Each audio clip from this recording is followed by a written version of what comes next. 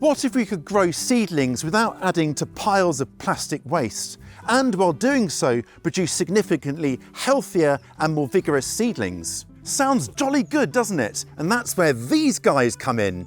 Sowing usually begins with pots or plug trays like this, but come closer and you'll see the problem with them. The flimsy nature of most plastics means that they readily crack and sort of crinkle like this, and after a few seasons they're good for only one thing: throwing away. Really solid, well-built plug trays like these will last for many years. They're really durable. But what if you want to ditch plastic once and for all? Well, let's look into that. Now, I can't wait to show you what this quirky contraption here is for, but first, let's look at some alternatives to plastic pots and plug trays. They're all biodegradable and use materials you'll almost certainly have lying about at home. First up, newspaper pots. Now, I've made these in the past and it's immensely satisfying to do. Don't worry about the ink on newspaper, it's almost certainly soy-based and so perfectly safe to use. Now, to make our pots, you need a kind of cup with straight sides as our mould, and we're going to cut the strips of newspaper down to about 1 inch or a couple of centimetres taller than the pot. Now, the first thing we're going to do with our strips of newspaper is fold a little flap about 1 inch or a couple of centimetres along the top like that, and then unfold it. And then we're going to put this on our pot. So we're going to have the fold here where we've done our little flap at the top of the pot, and then roll it like this to close it off. And then flip the pot over so we've got the bottom facing up, and then just push in the bottom like this and go along, working along the sides here to crimp the sides to give it a more firm structure.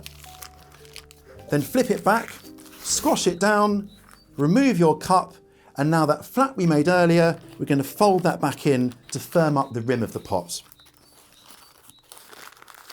And there we go, we've got our little pot here. Now this will really firm up once we put our potting mix in, and something like this size would be great for sowing bigger seeds like squash, for example. But you can use different sized cups for making different sized pots.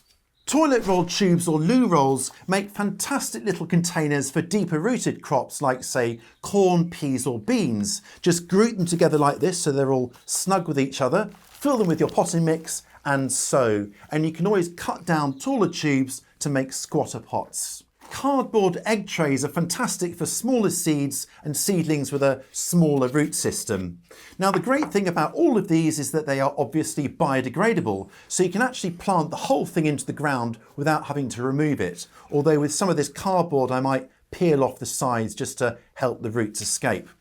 If you can't be bothered to make your own pots, then well, there are plenty of biodegradable seedling pots to buy. When watering any pots or plugs made from cardboard, take a little bit of effort just to make sure that the potting mix is kept moist, but you're not thoroughly wetting the cardboard. At least don't have it sodden all the time. That way it won't go sort of mouldy and potentially kind of collapse.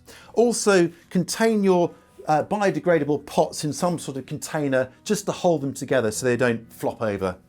I really love my sturdy plug trays, but I am generally trying to reduce how much plastic there is in my life, and that's because it gets absolutely everywhere. Did you know, in fact, that a recent study found that the average human brain contains around 5 grams or 1/5 of an ounce of microplastics? To put that into context, that's the equivalent of 1 teaspoon of sugar here.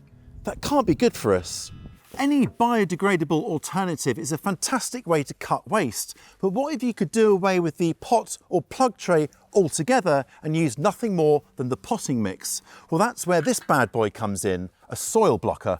It's really quite simple. The potting mix is pushed into these little compartments here, compressed down, and then you push down on the handle and it releases them, and these little insert dimple things here rather handily create the depressions to sow into. But won't the potting mix just fall apart, I hear you ask? Well, you'd think so, wouldn't you? But the secret lies in getting the right recipe for our soil block here.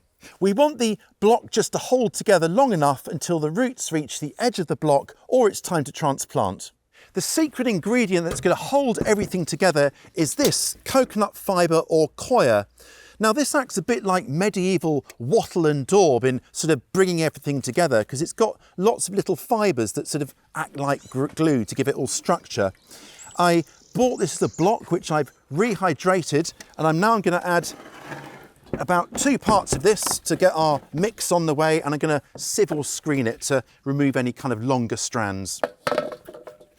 Next up, 1 part sifted garden compost. This will help to add some body to our mix as well as some nutrients. Now, if you can't get hold of garden compost or you don't have any, then just any all-purpose potting mix or a bought-in multi-purpose compost would do just fine. And then 1 part garden soil for extra kind of bulk and body. Then 1 part perlite for drainage. And then to finish, 1 generous handful of volcanic rock dust. Now, if you can't find that, then something like azomite or green sand would be fantastic. And what that'll do is add a few more nutrients to help our seedlings along until it's time to plant them. Now, let's get mixing. Now, please don't worry if you don't have all these ingredients to hand. There are as many recipes for soil blocker mixes as there are recipes for chicken soup or chutney. Here are a few ideas to try, and some even have success with nothing more than a standard quality seed starting mix. So have a little search and try a few out to see which you prefer. As it stands, our mix will just fall apart, so I need to add 1 final ingredient to make it all stick together. That's water.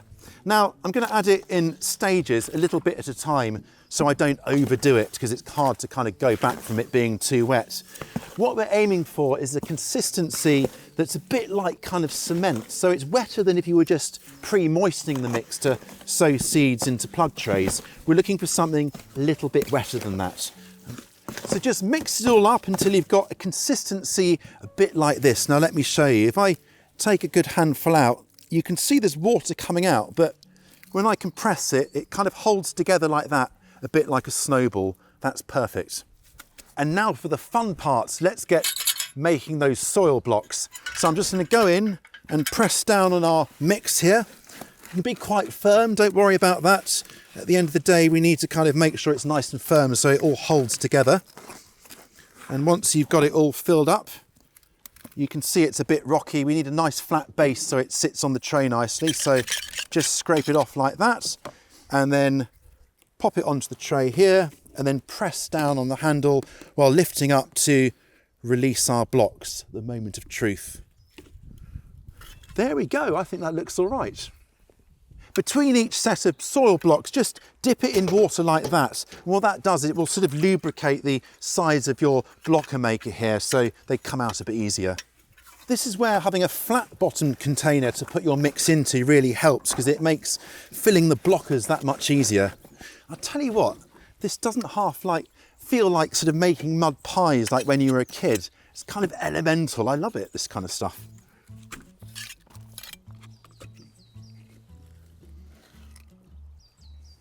Well, that's our soil blocks all made. And if you look closely, you can see the little depressions or dimples here that have been made by the inserts in the bottom here.